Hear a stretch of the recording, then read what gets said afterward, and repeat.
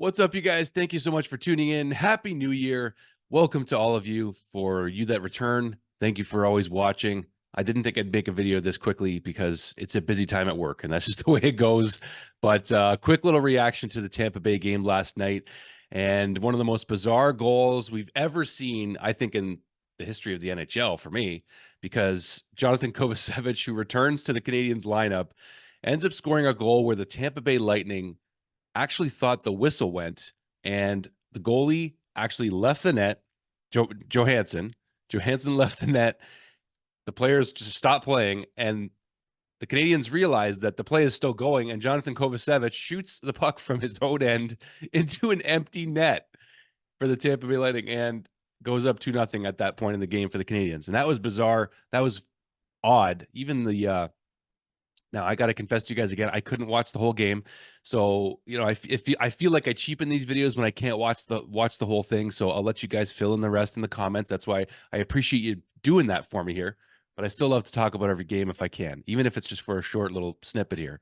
So that was pretty crazy. I wasn't watching it live, but I did see the replay pretty quickly, while I was at work or whatever. And I was like, what the heck? Like, did that actually happen? I had to text my sister and be like, what the heck happened there? So that was kind of bizarre. And even Kovacevic smiling after the game, laughing like, that's the most, what did he say? The strangest goal he's ever scored for his 5th of the season. Sure. Why not?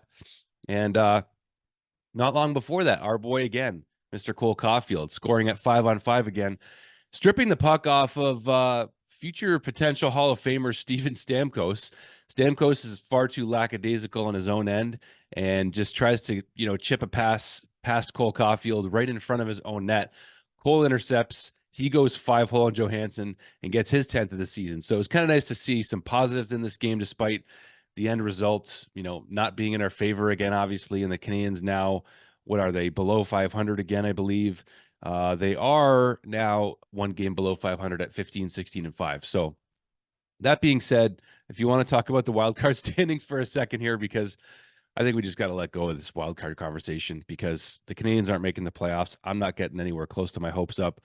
Even right now, Tampa's in the second wild card spot in the East, and the Canadiens are only 6 points back of them. Tampa having not as great of a season statistically. They're 18 and 15 and 5. But I mean, you watch the way these guys handle the puck.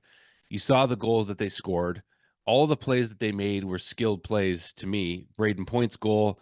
I actually want to talk about that goal again for a second because, the Tampa was able to chip the puck past Matheson on the rush, past Suzuki, get it over to Braden Point. He snipes.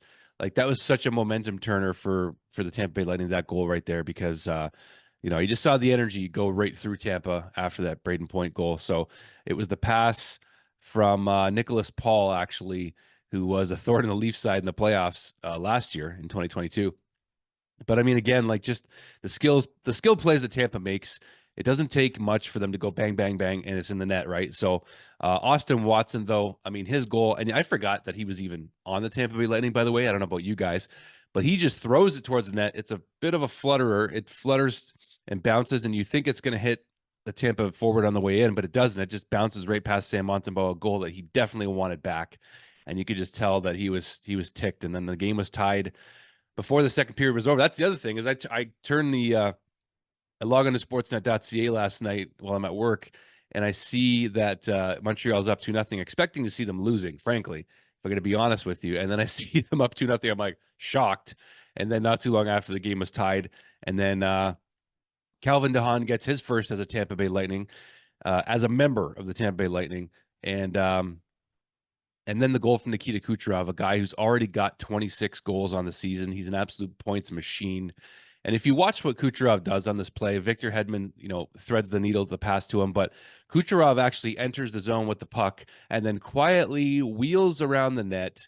And then he's just waiting there for a nice pass cross ice from Victor Hedman. Of course, it gets to him because Hedman, again, future Hall of Famer, and he gets it on the tape of Kucherov, and he buries it into an empty cage. And then Nick Suzuki, just to keep it interesting, late in the game, assisted by Juraj Slafkovsky and Mike Matheson, gets himself a nice, basically a puck that deflected off of Slafkovsky and came right to Nick, and he kind of one-timed it. and made it 4-3 for the Habs, getting his 11th of the season. Nick has 32 points in 36 games this season, so encouraging signs. He's almost a point a game player this season, despite the results for the Canadiens not really being there. But when you see some individual stuff, you got to try to focus on the positives. At the end of the day, it's another down season. That's how I see it. And it's still tough to watch some of these games, not really expecting much. It's not really a great mindset to go into a game with, but now it just seems like the Canadiens are coming back down to earth a bit. They head into Dallas tomorrow and continue this second part of their road trip. So we'll see how they fare, and then they come back home later this week for a back-to-back. One is going to be at home at the Bell Center again. But you saw good chances from Josh Anderson in this game again. You saw chances from Sean Monahan. I do want to check out the box score just because I know you guys have been all over Justin Barron. You guys let me know how Justin Barron was. He was an even 0 in this game. He was a -1 at one point, and then it changed. I see a -3 from David Savard, former Tampa Bay Lightning member. Isn't that weird too? Like, just won the cup with these guys against the Canadiens, 2 years ago, just over 2 years ago now. Seems like it wasn't that long ago. But he goes for a -3 in this game. What can you do? He gets beat.